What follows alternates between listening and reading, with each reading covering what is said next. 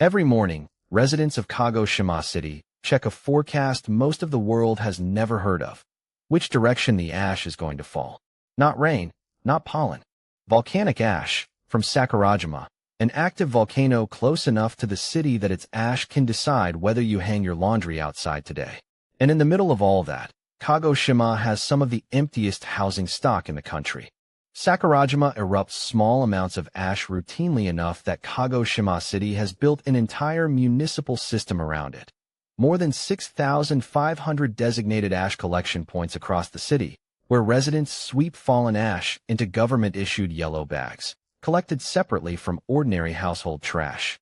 Before deciding whether to open a window, wash a car, or hang laundry outside, people here check the day's ashfall forecast the way other cities check for rain. None of this reads as a crisis to the people who actually live here. Small ashfall is a routine, manageable nuisance with its own established municipal system, not the kind of eruption that empties a city. It is simply priced into daily life, the same way snow removal is priced into life in a cold climate. Mildly annoying, thoroughly normalized, and not the warning sign it might look like to an outsider reading about it for the first time.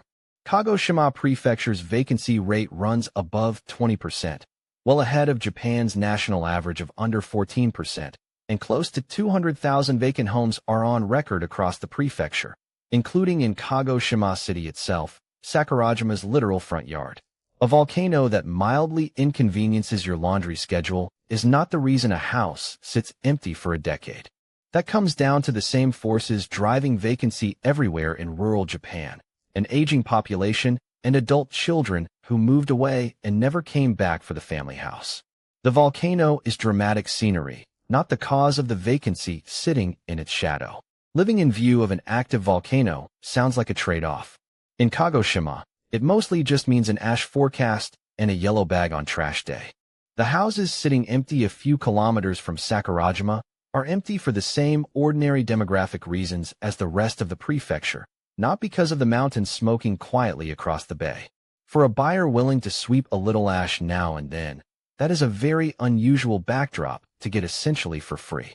If this made Japan's empty house market a little clearer, subscribe to Akiya Handbook, the channel that explains how Japan's cheap houses actually work, honestly, and without selling you anything.